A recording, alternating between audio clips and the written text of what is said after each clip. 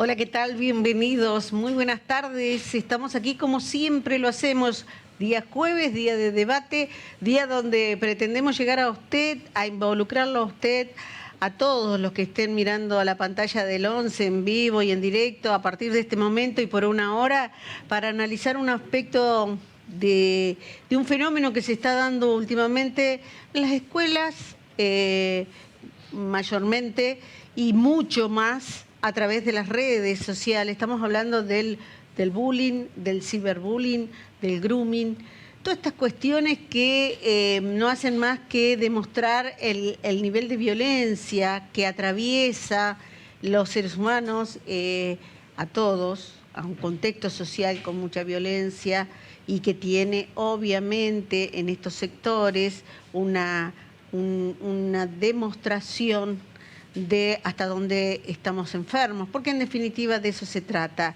Llegar a un diagnóstico para ver y hablar con los actores, dónde estamos parados hoy, cómo podemos ayudar, aprender. No es la primera vez que hablamos de bullying, de cyberbullying. Hace poco la provincia de Entre Ríos, la ciudad de Paraná concretamente, figuró las portadas de todos los diarios nacionales por un episodio registrado en el Colegio Nacional. Y bueno, esto nos hace detener el espacio y el tiempo, aprovechar de ustedes, del valor de su palabra para que nos cuente, para que entre todos podamos abordar esto. ¿Qué está pasando detrás de todo esto? Por eso ya está Santiago Reset, profesor en Ciencias de la Educación, licenciado en Psicología. El profesor Reset viene investigando, está especializado en este tema desde hace mucho tiempo. Tiene escrito un libro, ya lo hemos invitado, la otra vez estuvo por Zoom, ahora tenemos la suerte de que se hizo un tiempo y también está investigando junto al CONICET este fenómeno. Su libro se llama Aulas Peligrosas y habla de esto, nos involucra en el mundo del ciberbullying, de estas agresiones en la red, ¿no? Estamos con el comisario general, Gabriel Ferro. ¿Cómo le va? Comisario principal. Comisario principal. Y eso que me estaba corrigiendo de cómo tengo que presentarlo. Es integrante de una división. Soy jefe de la División Capacitación y Relaciones Institucionales, que depende de la Dirección Inteligencia Criminal. Y por eso, porque en inteligencia criminal se investigan este tipo de delitos, los hemos invitado. A ver qué nos puede comentar desde ese lugar. Lidia Medrano, licenciada en Educación. Ella ha dado capacitaciones junto a Santiago Reset en distintos lugares de Entre Ríos. Vamos a abrir una ventana. Lidia, ¿cómo estás? Buenas tardes, muchas gracias por la invitación, muy bien. Y me estaría faltando la otra partícipe, que no la tengo acá. Tu nombre, por favor. Hola, ¿qué tal? Mi nombre es Laura Rash, soy psicóloga. ¿Cómo le va, licenciada? Más que nunca vamos a necesitar de su ayuda para la lectura, la interpretación correcta y sobre todo, como yo digo cuando presenté este programa, para entender el camino que tenemos que asumir, ¿sí? La violencia de por sí genera mucho miedo, evidentemente hay mucho miedo en las escuelas y nosotros queremos aprender cómo se aborda esto. Hay leyes que están vigentes, leyes que se han dictado recientemente, que son el instrumento legal al que tenemos que apelar y que tiene que empoderarse el Estado para resolver esto. Estamos también en una escuela para que desde la escuela hogar, Barbarita nos presente con quién está. Y bueno, ustedes saben que en las escuelas secundarias, en todas las escuelas de la provincia, hay una comisión, hay una institucionalidad que se ocupa de ver, de dar el abordaje pedagógico para cuando estas situaciones se producen en los colegios. Barbarita, buenas tardes, te estoy escuchando. Muy buenas tardes, muchísimas gracias, Claudia. A mí me gustaría que ellos se presenten y que brevemente den una apreciación, ¿no?, de esta problemática que suscita en todas las instituciones educativas. Por aquí, ¿cómo le va? Buenas tardes. Voy a ser indiscreto en realidad porque te olvidaste de nuestros nombres. No.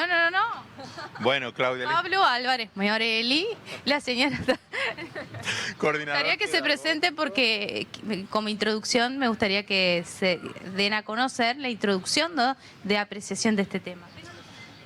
Te escuchábamos en detalle, Clau, y sí, desde acá del complejo se está abordando, así que el equipo ahora que va a participar en el programa, desde la coordinación pedagógica, y Norma Ricle. Norma. Hola, buenas tardes a todos.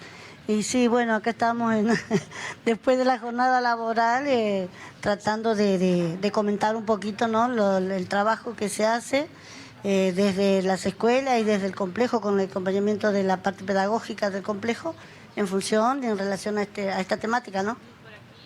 Andrea Pérez, vicedirectora, y sí, lo estamos trabajando a nivel complejo de todas las escuelas que integramos este enorme complejo.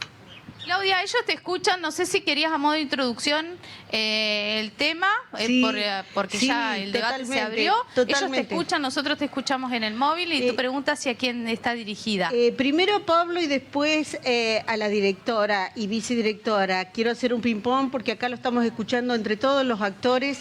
Quiero saber la situación hoy. Pablo Álvarez Viorelli es coordinador pedagógico y nos decía toda esta temática que tiene como protagonista a la comunidad educativa, digamos.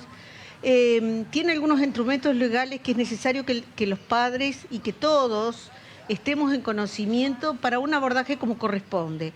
Las 2 o 3 patas de ese abordaje, muy sintéticamente, ¿cuáles serían? Clau, bien, primero es importantísimo, celebro que existe este espacio y precisamente con quienes son los efectores primarios de detección y abordaje de estas situaciones, como somos los docentes. Por un lado, la provincia tiene reglamentado protocolos de intervención, incluso por resolución específica de CGE, como abordaje de situaciones complejas. Eso por un lado, y que pone a las docentes y a los trabajadores y trabajadoras del Estado como responsables de Estado, con agenciedad de Estado, de la integridad y seguridad de los niños, niñas y adolescentes que transitan los espacios estatales. Como docente, la responsabilidad que tenemos es doble, en el sentido de que debemos abordar prácticas pedagógicas que ayuden precisamente a bajar los niveles de agresión, los niveles de violencia, que son intrínsecos en este sistema, sobre todo en los tiempos que estamos atravesando. Eso por un lado, y por el otro abordar desde los contenidos curriculares que tiene la provincia, todas aquellas situaciones que precisamente faciliten el reconocimiento positivo de la diversidad, tanto humanos que somos, diversidad étnica, diversidad cultural, diversidad sexual, el reconocimiento del otro. Y por el otro, por otro aspecto, es lo netamente legal, que hay, insisto, hay protocolos de actuación que nosotros ante una situación de bullying, de ciberacoso, de cibergrooming, debemos abordar en carácter de obligatoriedad. Digamos, no hacerlo nos pone en una situación de complicidad. Son estas 3 dimensiones que esencialmente, en nuestro caso, como profesores y profesoras, debemos llevar a cabo. Y bueno, y quiero escuchar a la directora también. Bueno, sí, como bien dijo Pablo, nosotros como agentes del Estado no tenemos la obligación, la responsabilidad y el compromiso de dar testimonio y de tratar de mantener y llevar adelante todos estos protocolos que tienen que ver con lo que mencionaba Pablo recién, el abuso, el bullying, el ciberbullying y demás. También hemos tenido capacitaciones años anteriores donde más o menos hemos trabajado con el tema del protocolo para poder aplicarlo. A veces lo puede aplicar y en otras ocasiones no. En nuestro contexto es así. ¿Y por qué no se podría aplicar? Sí, por en ejemplo? nuestras instituciones trabajamos, Claudia, ahí te pregunta, ¿por qué no se podía aplicar? ¿Por qué no se puede aplicar, por ¿Qué cosa? ejemplo? Porque No, a veces se puede aplicar y otras veces no, me dijiste. No, quiero decir desde la parte legal. Desde porque la primero parte- hay pasos previos para hacerlo. No con tanta rapidez, a eso me refiero. Correcto. Sí. Sigo escuchando a tu colega. Sí, Claudia, dentro de la institución, de nuestra escuela, escuela número 1 Pérez Colman, estamos trabajando, primero trabajamos con los docentes, un taller de capacitación con un mediador profesional que es Emilio Pata Ruberto, que él vino en varios encuentros en los cuales estuvieron convocados todos los docentes de nuestra institución. Se hicieron 2 encuentros presenciales donde abordamos todo este tema y él nos dio herramientas para poder llevar a cabo este gran problema que estamos atravesando todas las instituciones. También se hacen proyectos a niveles de grado, de ciclo, donde semanalmente se están trabajando en grupos pequeños, grupos numerosos, de acuerdo a la temática. Para Pero darle... se llega a una mediación siempre. Exacto. Tratamos de una mediación. Para hacerlo un poquito más concreto, te pregunto a vos, para hacerlo un poquito más concreto, en esos pasos de acercamiento al alumno o a los alumnos o alumnas que están en medio de un conflicto, en ese común denominador que encuentran en el último tiempo, ¿cuáles son las cosas que los enfrentan? Una cuestión de discriminación, una cuestión de diferenciación social, una cuestión de violencia por un contexto social, es decir, una violencia que se vive en la casa y se proyecta a la escuela. ¿Cuál es el motivo por el cual los chicos estallan en esa violencia? El común denominador estoy pidiendo. Bueno, Claudia, sí, en nuestro caso, en nuestras instituciones dentro del complejo, el común denominador es situaciones conflictivas en los barrios, discriminación, y esta discriminación generalmente en nuestro caso se da en función de a veces la problemática de salud o lo que le pasa o lo que tiene desde lo físico cada uno de los chicos. No hay diferencia entre un chiquito de 6 años en cuanto a esto, no a las reacciones a estas situaciones conflictivas. No hay diferencia, decía, entre un chiquito de 6 años que tenemos nosotros toda la escolaridad primaria y uno grande. Y uno grande me refiero a 12, 13 años, que son los que están en el último año, ¿no? Todos los conflictos que suceden generalmente en los barrios, en sus casas, en sus hogares, lo que viven a diario, el contexto que viven en el interno de su familia, generalmente son trasladados acá a las escuelas, a los patios, a los recreos, a las aulas. Por eso es como que tanto el docente como nosotros tenemos que estar en permanente contacto, observación, evaluación y obviamente, como decía Andrea recién, tratando de mediar. Para esto también trabajamos mucho con todas las familias, con las que realmente responden, las que vienen, las que vos podés llamar, con las que podés contar. Son pocos, es un porcentaje muy bajo, pero bueno, algo es algo hoy en lo que nos está pasando, ¿no? Sobre todo a los alumnos. Pablo... Lo que viven los padres y lo que hacen los padres en su casa, los chicos lo manifiestan y lo repiten y lo reiteran en las escuelas. Ahí hay una primera proyección que ya la voy a volcar para trabajar acá en piso y con las panelistas. Pablo, digo, acaba de dar la directora un muy buen ejemplo. Hay un muy buen ejemplo. ¿Cuál es? Que a veces tienen padres presentes, padres o quienes cumplan el rol de tutores responsables, de adultos responsables, presentes, y hay otra que no hay forma de hacerlos sentar. ¿Qué pasa cuando no hay formas de hacerlos sentar a una mesa de diálogo y de trabajo? Bien. Primero, rescato este trabajo que se viene haciendo sostenido desde las distintas escuelas que integran el complejo, que necesariamente es así como indicaban mis compañeras docentes. Debe abordarse integralmente porque es una problemática atravesada por distintos aspectos que algunos tienen que ver con la familia, con contextos muchas veces de vulnerabilidad socioeconómica, sociopedagógica y otros aún más cuando hay ciertos contextos familiares no muy presentes en el ámbito educativo. Aún así, el Estado debe intervenir a través de nosotros, en este caso los y las docentes. Debemos activar protocolo de intervención. El paso primario es informar a supervisión, que es un acto de comunicación administrativa. Y aún en el supuesto, en el caso de que la dimensión de supervisión no intervenga por distintos motivos, digamos, por desborde o por desconocimiento que puede darse también de pasos a seguir, no inhibe que los docentes y sobre todo quienes estamos en función de cargos directivos comuniquemos también a Defensoría o COPNAF. Esos son los pasos.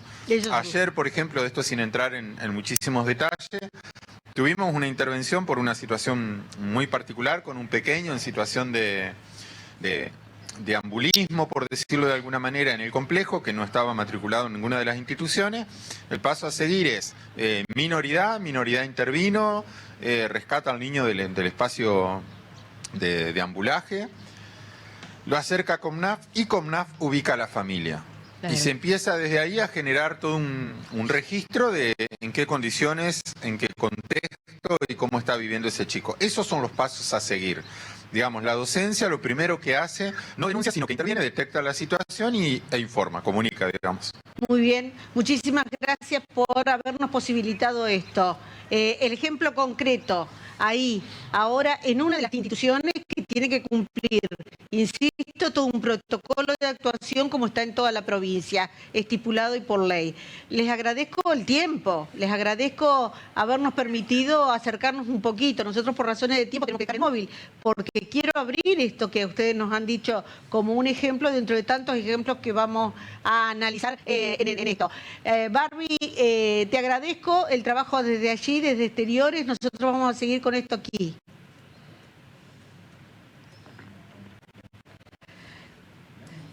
Y vimos aquí el común denominador que creo que, bueno, Pablo, para vos era conocido esto, ¿no? El tema de que el contexto, la casa, la presión social o la situación particular que rodea al joven, niño, adolescente de que se trate, dentro de la cuestión medular de esta situación, ¿no?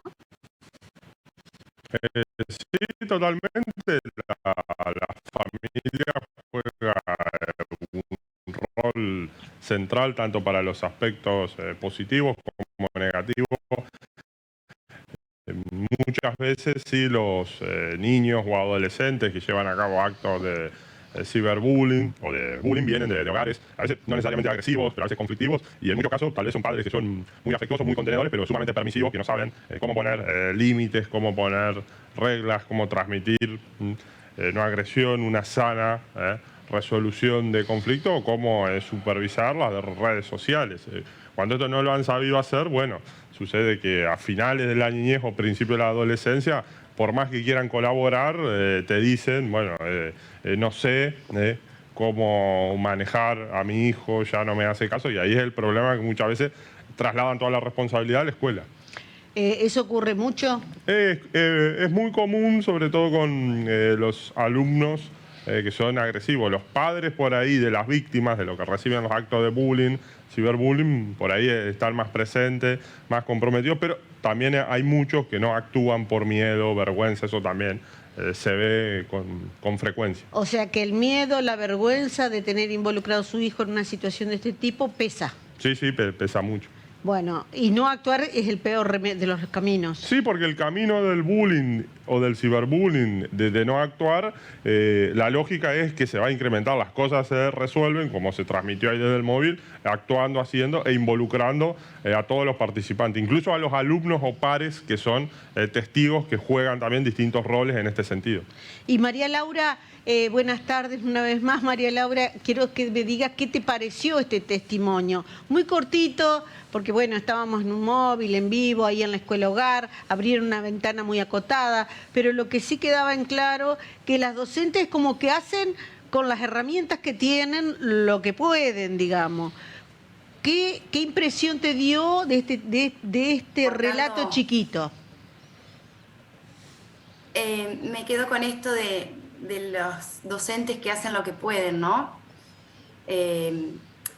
Cierto es que por más que el bullying sea un tema que ahora el que todos nos ocupamos y que todos estamos pensando, observamos en muchas escuelas que hay docentes a los que les falta herramientas, en muchas instituciones escolares faltan herramientas para saber abordar no solo las situaciones de bullying, sino aquellas que no encuadran dentro de la definición de bullying, pero que sí hacen a una mala convivencia escolar. Entonces, por eso valoramos tan importante los procesos de formación, ya sea para los docentes como para los alumnos y en un trabajo complementario también con las familias. Lo primero que tenemos que hacer es conocer de qué se trata realmente para posteriormente lograr una intervención efectiva. Totalmente, capacitación para conocer las herramientas, las mejores herramientas. Lidia, digo, ¿cómo desde la ciencia de la educación, si se quiere la mirada, ¿no? Porque me vas a traer algunos ejemplos seguramente que son del interior después, dentro de un ratito. ¿Cómo abordamos sin revictimizar y comprometiendo a la familia? Bueno, muy importante el testimonio que han dado los colegas docentes. Yo también me desempeño actualmente como docente de escuela secundaria y como rectora de una escuela nocturna. El testimonio que han dado los colegas recién en el móvil.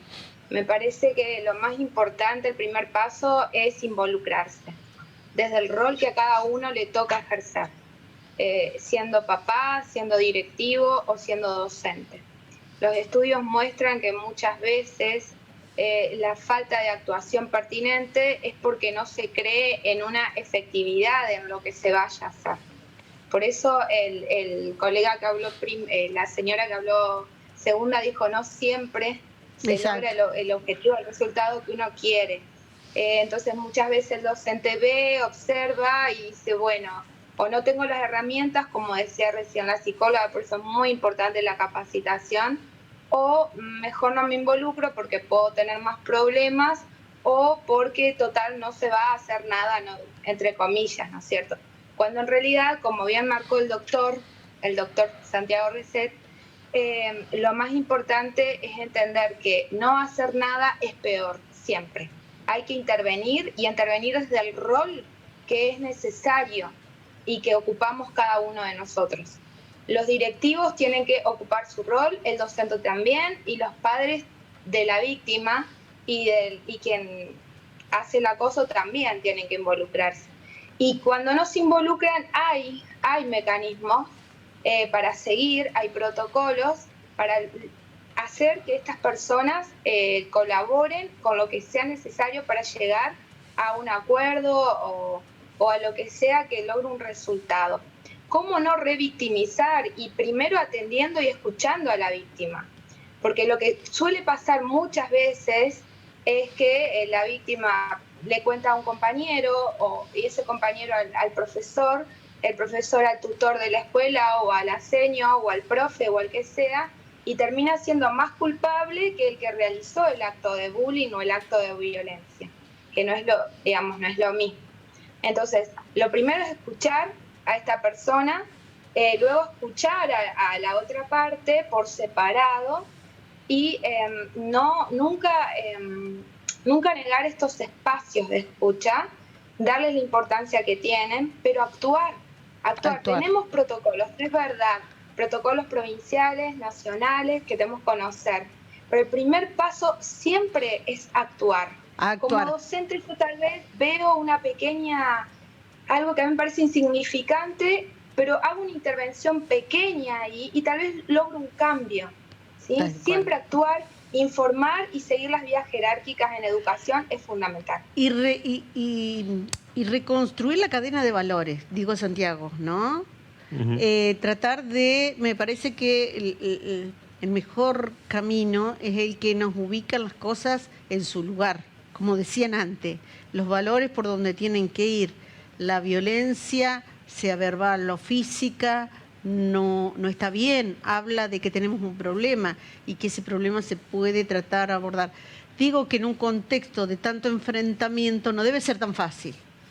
No, por supuesto que no es fácil porque estamos viviendo un contexto sumamente difícil a nivel de inestabilidad social, económica, la pandemia que intensificó determinadas conductas, el sistema de burbujas. Yo tengo muchas consultas que ya hay casos muy graves de agresiones en alumnos ya de 8, de 9 años, de agresiones físicas, porque el tema de la burbuja generó una segregación que después, al juntarlo todo, se aumentó la discriminación, la violencia. porque la pandemia y toda la inestabilidad económica, eso está asociado que aumenta la agresión física, los conflictos en las familias y, digamos, los niños y los adolescentes son portadores de esta conflictividad que hay en la sociedad y en la familia. Entonces, la pandemia, el tenerlos tanto tiempo encerrados, no les hizo psicológicamente bien. La burbuja, durante tanto tiempo tampoco. Entonces, la vuelta a la escuela fue más que un lugar de unión, de conflicto, de segregación, de rivalidad, de marcar las diferencias a nivel de color de piel, de más rico, más pobre. Entonces debemos volver a generar valores de solidaridad, porque muchas veces, como decía la licenciada Lidia, si no actuamos, si miramos para el otro lado, revictimizamos a la víctima y dejamos al agresor que se salga con la suya, le reforzamos la agresión, y muchas veces lo que sucede es que las autoridades, los adultos actúan ante un caso de agresión, pero no señalan conductas, actúan a veces de forma muy laxa. Por ejemplo, a un alumno que se le ríen por cómo habla, porque es muy vergonzoso y el grupo se ríe. Así comienza el bullying. El docente a veces mira para el otro lado o a veces actúa pero muy laxamente. ¿Cómo muy laxamente? Que no es lo mejor, es, bueno, chicos y chicas, a ver, hagan silencio. No, hay que... Si, por ejemplo, se le rieron por la forma de hablar, si le dijeron tartamudo, con decir, bueno, hagan silencio, no, debemos señalar la conducta específica. Decirle tartamudo está mal. Y eso es lo que muchas veces no se hace. Prevenir, no esperar que esto explote. Y recuerdo y retomo, ¿no?, lo que decía María Laura recién, esto de la capacitación. Capacitación como herramienta de decir cómo me tengo que comprometer para ayudar, porque detrás de esto también hay angustias. También hay angustias. Yo les pido que ustedes se comuniquen, voy a pedir que pongan la línea de mensaje. Hay una abuela que dejó un mensaje, por ahí nos gustaría que nos escriba con un poquito más de detalle. Una abuela que nos dice que está mal, está sufriendo porque su nieta o nieto, ya no lo entendí bien, está siendo agredido en su escuela. Y lo pone muy mal o la pone muy mal. Y eso a ella le preocupa y la angustia. Insisto, esto está pasando hace instantes, se comunicaron con producción. Estamos hablando de eso, de familias que no saben qué hacer, cuál es el camino de salida. Comenzamos este programa con un móvil, hubo un docente, coordinador del complejo Escuela Hogar, que dijo, hay leyes que se tienen que cumplir, hay capacitaciones que se brindaron a los docentes para saber cómo actuar ante este contexto, pero sin la participación de la familia, sin que la familia lo diga, es muy difícil. Comisario Ferro, y voy a la parte de la tecnología. Cuando la tecnología, recién hablábamos de burbuja, de hecho fuimos un sujeto antes de la pandemia y otro sujeto después de la pandemia. Todo nos atravesó de una forma y dejó sus rastros. Ahí Santiago nos estaba diciendo cómo volvieron los niños con una carga de violencia bastante. ¿Qué es lo que se encuentran ustedes en la investigación que hacen a diario? ¿Qué es lo que detectan? ¿Qué les llama la atención? ¿Por dónde pasa hoy mayormente esa carga de violencia? ¿Cuál es el disparador? Yo creo que el disparador no es de importancia. En realidad, el que hace bullying elige cualquier disparador. Es una forma de actuar que tiene, que tal vez a alguien le hace alguna discriminación social, otro monetaria, económica o religiosa. Él no le interesa mucho eso muchas veces. Como bien él decía, el tema de la burbuja. Son chicos que están aprendiendo a relacionarse y los aislamos de golpe. Rompimos ese aprendizaje de interrelacionarse con otros. Por otro lado, tenemos una sociedad que vive cada vez más ocupada y deslinda la responsabilidad, la familia, los padres, en la tecnología, en la computadora o en la escuela. Es problema de la escuela, es problema... tengo un problema, anda, mira el video de YouTube y le doy libertad total sin ningún control. Los chicos están absorbiendo cualquier cosa en las redes sociales y a través de los videos que ven o las transmisiones en vivo. No hay control, no hay un seguimiento. Cuando digo control, no digo un control policial, sino una participación por parte del padre. Cuando nosotros hablamos con los chicos, el primer tema que le decimos y hablamos de este problema del ciberbullying y del grooming, es, ustedes son grandes tecnólogos, ¿no? Saben usar la compu, el celu, todo desde muy chiquitos. Sus padres tal vez nos entienden. Cuando sus padres les piden una explicación o algo, ustedes le explican algo, no entienden y cómo se termina. El chico dando el portazo, encerrado en su habitación, conectándose, y el padre queda en ascuas, y así queda todo y termina el problema. Pero en realidad no termina el problema. El chico sigue aislado en ese mundo virtual que muchas veces no es el real. En el mundo virtual hay de todo.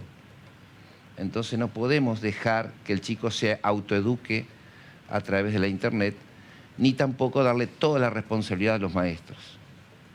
No, por supuesto. Nosotros somos los padres, nosotros somos los responsables, participemos. Más de una vez hemos sido títulos de las noticias por el tema del acoso sexual a través de las redes. ¿Cómo estamos en eso en la provincia? Es otro de los grandes flagelos en todo el mundo y Entre Ríos no escapa de ello. Hay cada vez más procedimientos casos. Se han disparado en otros países y terminan con una cadena, con una red que terminan Y acá. es que de internet no hay fronteras. No, por eso Y les digo, ¿cómo estamos con eso? Este tipo de persona tiene casi una total libertad y eso les permite cazar a los menores, ya sea de su propia localidad como alguien que vive a miles de kilómetros. Tal vez no logre, podemos decir en una gran comilla, por suerte, un contacto que lamentablemente termina en una violación y en un homicidio muchas veces, pero termina dañándola psicológicamente a esa chica o chico por todo el transcurso, el largo transcurso, porque suelen demorar muchísimos meses y hasta años las relaciones con este tipo de personas. Y ahí es donde recién nos enteramos cuando el chico explota. Y nosotros tratamos justamente, dialoguen con sus padres, eso es lo que les decimos. Aunque no entiendan de tecnología, charlen, cuéntenles lo que hacen, porque ellos no entienden nada de tecnología, pero tienen la gran experiencia de vida que ustedes no la tienen, así les decimos. ¿Eso forma parte de las charlas que dan en los colegios? Exactamente. ¿En toda la provincia se dan? Estamos en toda la provincia. Hemos ya dado muchos colegios, incluso en el complejo de Eva Perón también lo dimos hace bastante ya. Y digo, cuando hablamos de grooming, la intermediación de las tecnologías, ¿no? Bueno, hay chicos que están en absoluta soledad mucho tiempo, sea por la nueva manera en que está estructurada la familia, padres en relación de dependencia o con algún emprendimiento, muchas horas fuera de casa y demás. ¿Cuáles serían los caminos para llegar a ayudar al menor por sobre todas las cosas que está metido en un problema y que puede ser serio, sea de prostitución, sea con esos juegos que realmente ponen en riesgo su vida, como ha pasado, ese dominio psicológico tan grande, tan importante que se ejerce? Sí, bueno, acá ya estamos en un tema que tiene, bueno, como decía el jefe Ferro, connotaciones legales, porque en el caso del grooming es cuando un adulto se contacta con un menor con fines sexuales. No necesariamente el bullying y el ciberbullying constituyen tan tipificado como una conducta delictiva. Ya en el grooming sí, porque hablamos de un adulto.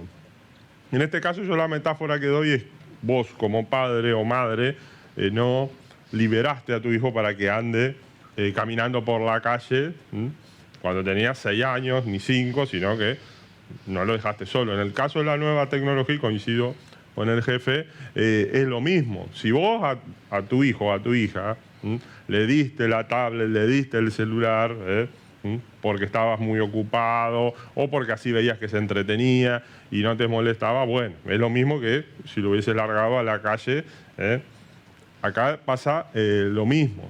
Lo que hay que hacer es un uso supervisado de las nuevas tecnologías, de hacerle ver todos los peligros, que bueno, es parte de la vida, el mundo virtual, pero esto no todo el mundo dice ser quienes en las redes sociales, hay desconocidos, hay muchos riesgos. Cuidado con la información que compartís, no solo tu dirección, etcétera, sino fotos, compartir la ubicación, porque te estás exponiendo. Hay Dice, bueno, pero yo no tengo la culpa, yo comparto esto, si alguien me hace...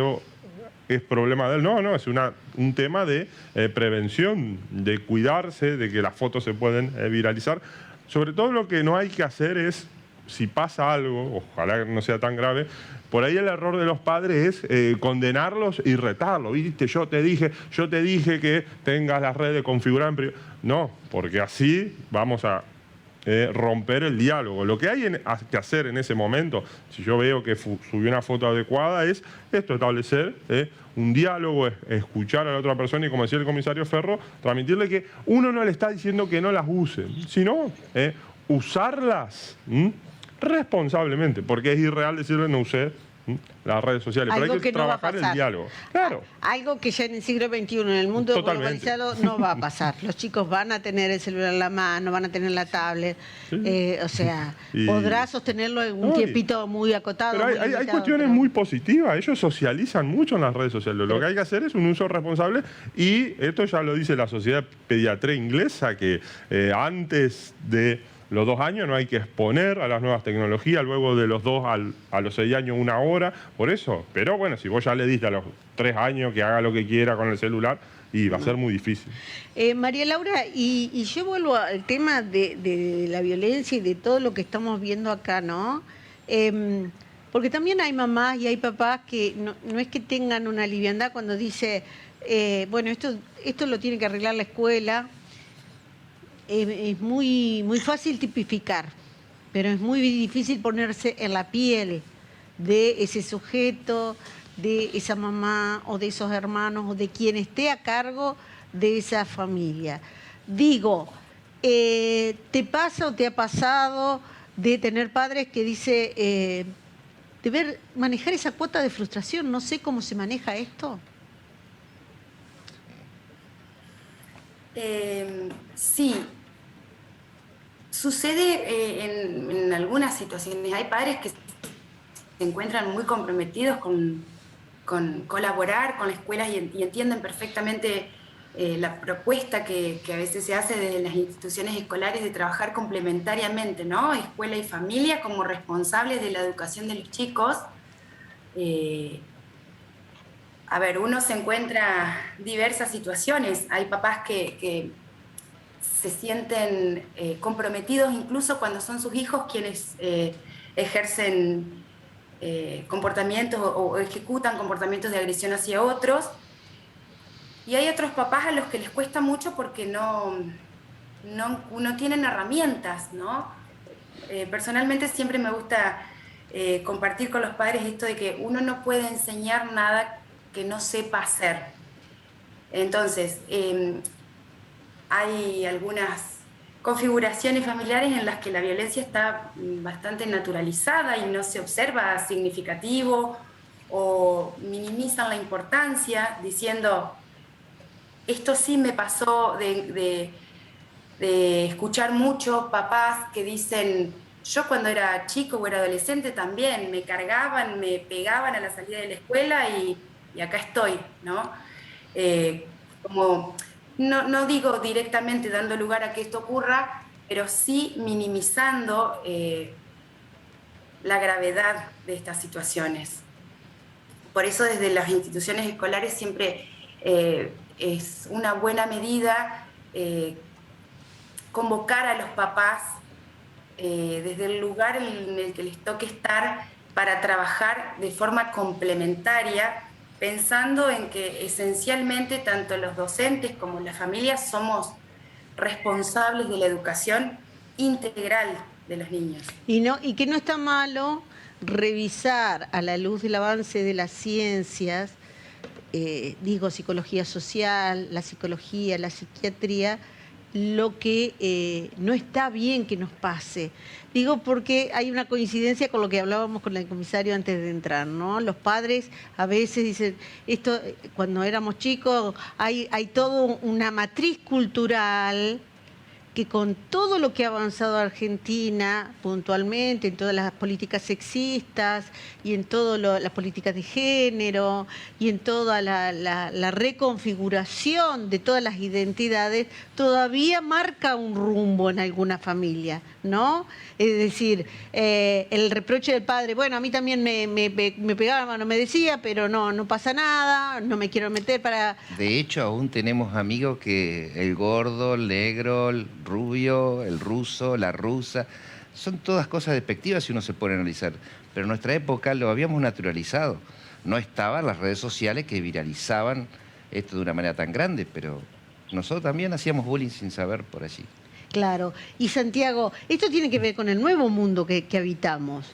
Digo con el nuevo mundo porque, digamos, hay una proyección y una línea de tiempo que marca un contexto diferente de crecimiento favorablemente y de desafíos. Por ejemplo, antes no existían las tecnologías, ¿no? Sí, totalmente, y coincido con lo que vienen diciendo, que los cambios de mentalidad son muy lentos. Uno puede hablar de las cosas, transformar la realidad fácticamente, pero la mente siempre va por detrás de los hechos, más allá que hablemos de la no discriminación por el físico, por la sexualidad, por el género.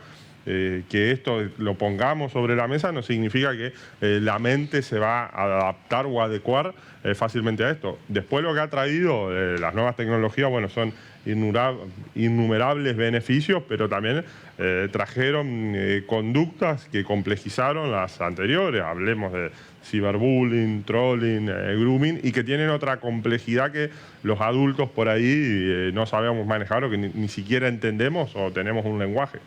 Estoy pasadísima con la pausa. Voy a compartir una pausa cortita, voy a volver porque me interesa saber la mirada que pasa de la experiencia de la provincia, ver si podemos rescatar algún ejemplo. Y me dicen que la tengo que saludar a María Laura, que debe seguir con su actividad. Quiero tratar ese tema y les voy a leer la desesperada carta de una tía que originó todas las actuaciones posteriores que desnudaron el conflicto en el Colegio Nacional.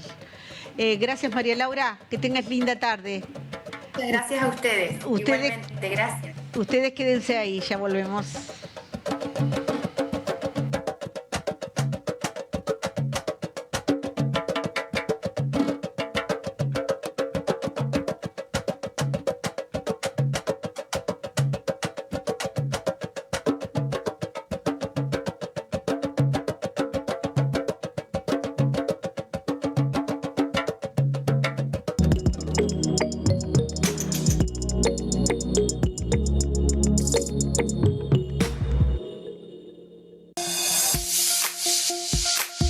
Flota de modernas unidades, autos que garantizan confort y seguridad, una dedicada atención al cliente. Centro Remis, todo lo que está bien para un buen viaje.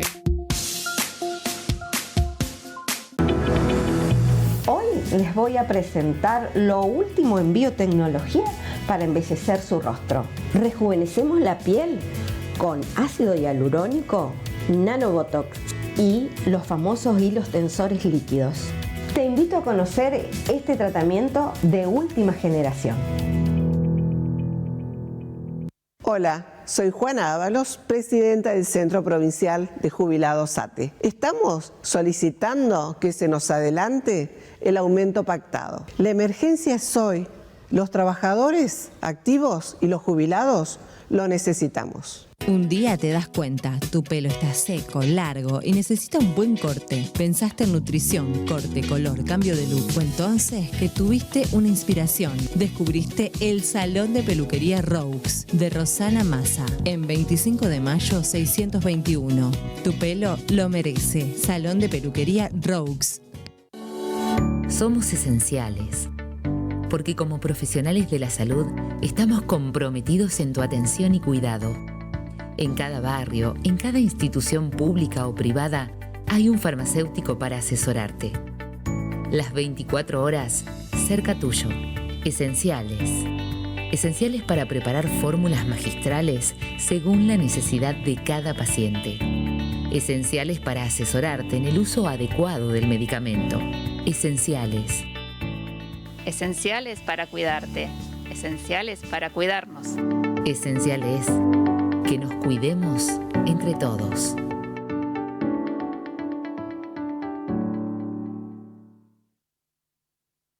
La vida se trata de compartir momentos, risas, abrazos y miradas, porque vivimos de esos instantes repletos de emociones. Asegura el futuro de aquellos que amás. Un último acto de amor es posible y nosotros lo hacemos realidad. Seguros de vida y Abser Seguros, asegurando tus experiencias.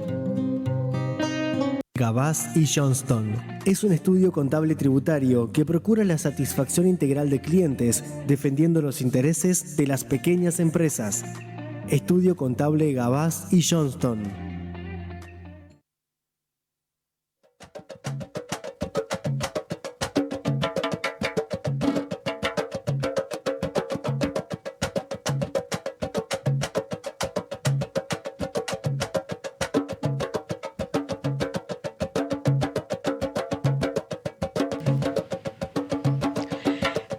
Estamos hablando de la violencia que se ejerce, que hoy se conoce como bullying, la violencia que interceda o intermedia con las redes sociales, que se conoce como grooming. Estamos hablando de la violencia en contextos de sociedades que terminan replicando o en el colegio o en los jóvenes de distintas maneras. Yo voy a leer la carta que llegó a nuestra redacción previo a las actuaciones que se hicieron en el Colegio Nacional. Esto ocurrió un 8 de agosto, aquí en la ciudad de Paraná. Buenas tardes, lamento mucho tener que llegar a este punto de compartir un video en donde se exponen a menores. También pido disculpas por no enviar mi nombre y apellido, ya que tengo miedo por mis hijas. La situación es en el Colegio Nacional número 1 de Paraná. Fue el día 8 de agosto. Se observa como 2 menores mantienen un hecho de violencia hacia una compañera. Tengo conocimiento de que no puedo exponer sus nombres, pero ambas son notablemente conocidas en esta institución, ya que no es la primera vez que son partícipes de hechos de estas características. No solo hay actas de pares docentes, sino también de docentes y otros padres. Estas menores, como se ve en el video, después de cada hecho, amenazan a sus víctimas para que no socialicen lo sucedido. Tenemos conocimiento también de que amenazan a sus compañeros, sino también a docentes, tanto de las menores expuestas como de sus progenitores, quienes han tenido varias situaciones de violencia afuera y adentro de la institución. Se viralizó el video, ya que una de las menores que propinó la golpiza también lo hizo en sus redes sociales en forma de burla hacia la víctima. Como madre pregunté a varios estudiantes de la institución antes mencionada. Nadie buscó un adulto para comunicar esta situación. Todo el mundo con miedo. Esperamos que a través de esta socialización y viralización de este video en el Colegio Nacional número 1, estas jóvenes puedan ser ayudadas. Una nota anónima a un medio de comunicación donde se nota desesperación. ¿Qué se hace con esto? Sí, bueno, eso es lo que muchas veces sucede cuando no hay una actuación responsable, no solo de los padres, de las alumnas que llevaron a cabo... Los padres están aterrados por lo que dice acá. Sí, por eso, o sea, a eso se llega cuando no hay una adecuada actuación de los adultos, porque los principales responsables de detener esto son los adultos. Y cuando hablo de adultos me refiero a los padres de los alumnos que llevan a cabo esta brutal golpiza, el directivo, los docentes de la escuela, el equipo supervisor de dicha escuela. Pero lo que sucede cuando uno no actúa es que las personas están desesperadas y a veces cometen errores. A veces lo que puede suceder es que si vos tenés un alumno víctima, donde no hay una protección, donde no ves que actuamos, también él puede llegar a reaccionar de la peor manera, buscando violencia en forma desmedida con un arma, suicidándose. También yo entiendo la preocupación de este adulto. Hay que tener también, no hablo de este caso, también mucho cuidado de lo que uno dice públicamente y también del contenido que viraliza, porque muchas veces, por más de que este video haya sido subido por el alumno, hay que tener mucho cuidado con lo que uno comparte, o a veces cuando llega una noticia, compartan este video, esta persona es un abusador sexual, el comisario Ferro, por más de que sea verdad, hay que tener cuidado con lo que uno expone públicamente, porque en el caso de los menores también puede llegar a la revictimización, a exponer, bueno, pero el agresor lo subió, pero si lo seguimos compartiendo, podemos también perjudicar a la víctima. Así que hay que tener mucho cuidado. Hay que tener cuidado. Pero una cosa es tener cuidado y otra cosa es cometer omisión. Si esto no hubiera trascendido, no hubiera mediado acción alguna. Sí, totalmente. Lo que hay que tener cuidado ¿Cómo se hace? ¿Cómo se hace? Yo estoy totalmente a favor de buscar ayuda. Lo que hay que hacer, por supuesto, buscar ayuda, hablar con los medios de comunicación, pero lo que hay que hacer siempre es, como decía la licenciada Lidia Medrano, usar todos los canales. Bueno, hablo con la escuela, si la escuela no, hablo con el supervisor, si el supervisor no, hablo con el Consejo de Educación. Después, bueno, si no tengo noticia de ningún modo, bueno, hablo con un abogado, con un medio de comunicación. El problema es cuando saltamos paso o usamos las redes sociales o los medios de comunicación para fines que no son. Lo que hay que hacer es agotar todas las instancias. Si yo agoté todas las instancias, bueno, hablo con un medio de comunicación, pero siempre con cuidado y agotando las instancias. Eso es lo que yo quiero transmitir. Agotar todas las instancias previas, ¿no? Totalmente. Quiero escuchar tu impresión de esta carta, Lidia. Bueno, primeramente, como dice ahí el doctor Reset, vuelvo a remarcar la importancia de seguir los pasos necesarios y de que cada integrante de lo que es la comunidad educativa asuma el rol que tiene que asumir. Entonces, hay que intervenir, hay que seguir vías jerárquicas, hay que pedir ayuda.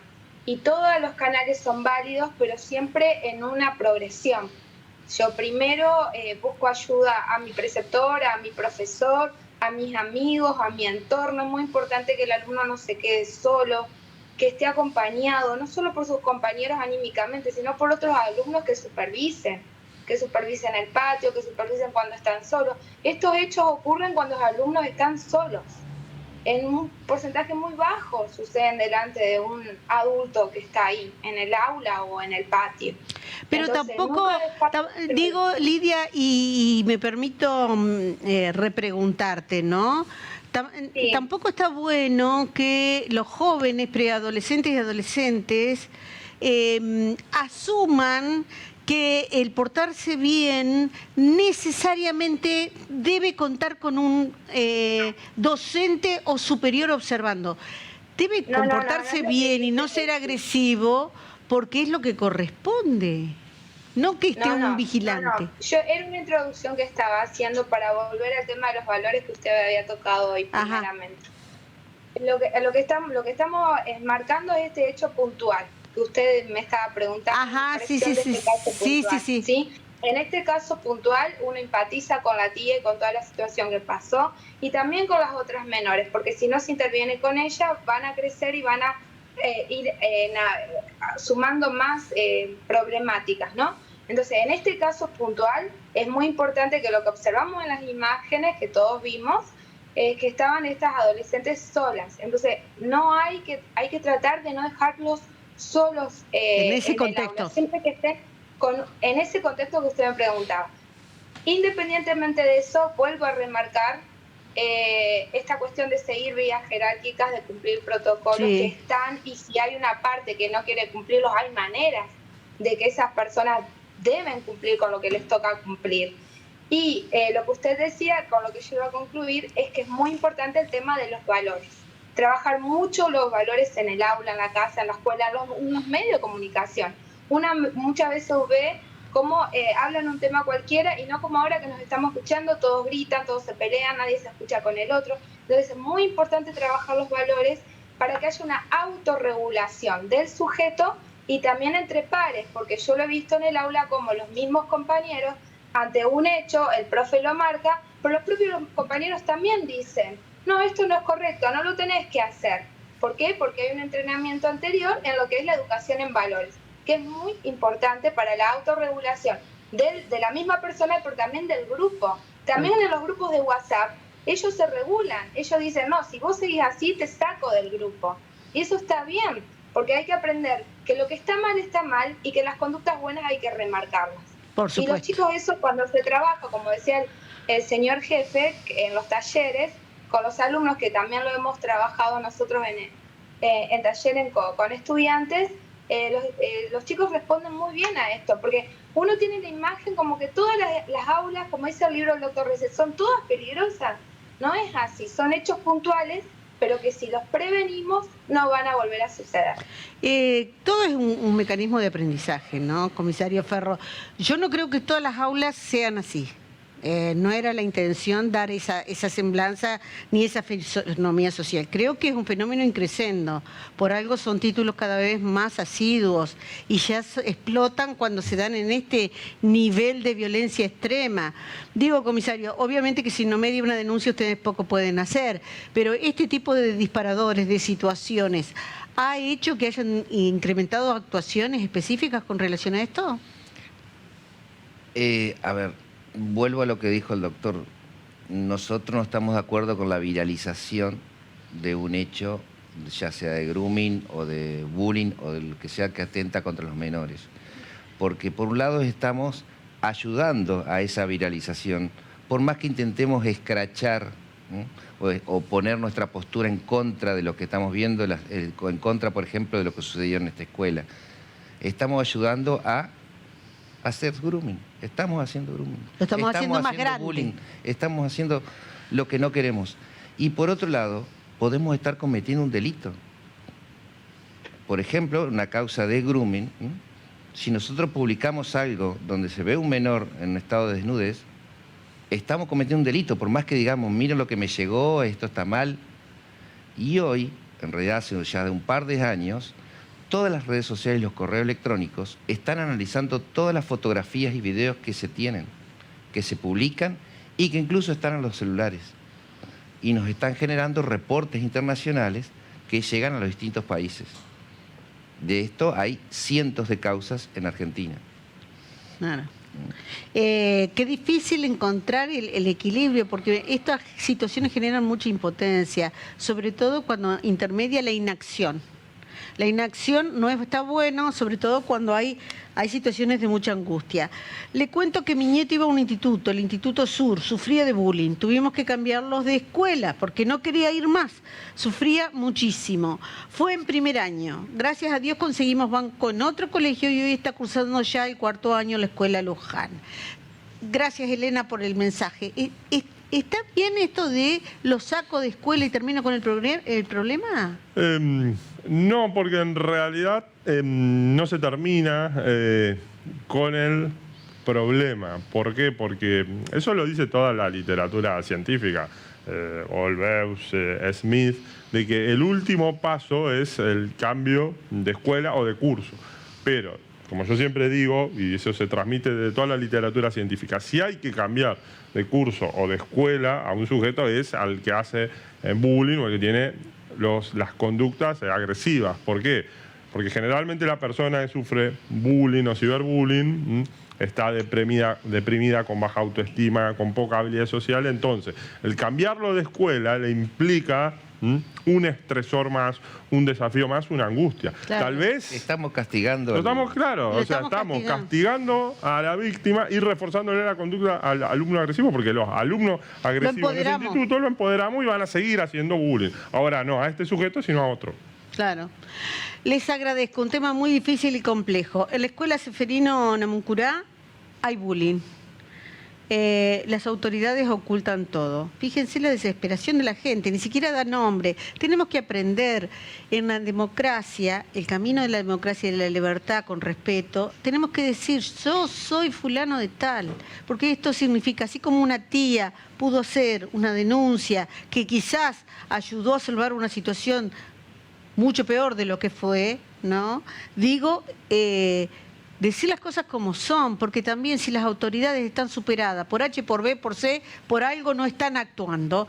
Como dijo Pablo, hay leyes que están vigentes y hay que hacerlas actuar y hay que hacerlas cumplir. No nos sintamos atrapados y vayamos a la acción. Gracias por haber estado, Lidia, gracias comisario, gracias una vez más por haber estado. Te corrijo, soy Santiago, pero bueno. ¿Y yo qué te dije recién? Pablo. No, mira vos. Claro. Santiago, no, te dije todo el programa, Santiago. Estamos con la hora del pase de las noticias. ¿Estás, Carolina, por ahí? Estoy. Y soy Caro, así que bueno, la pegaste acá, Claudia. Es un clásico mío. Sí, yo también soy de cambiarle mucho el nombre a la gente, pero es porque uno tiene 1000 cosas en la cabeza, ¿o no? Linda tarde. Estaba escuchando el debate, ¿no? Que es delicado. Tema de actualidad. Es también, un tema delicado, es un tema muy delicado que evidentemente necesita mucha capacitación. Esto se ha dicho aquí, creo que es la herramienta más fuerte, saber que hay leyes, saber que hay caminos para la acción. Y esto de andar cambiando los alumnos no sería la mejor recomendación que estamos dando.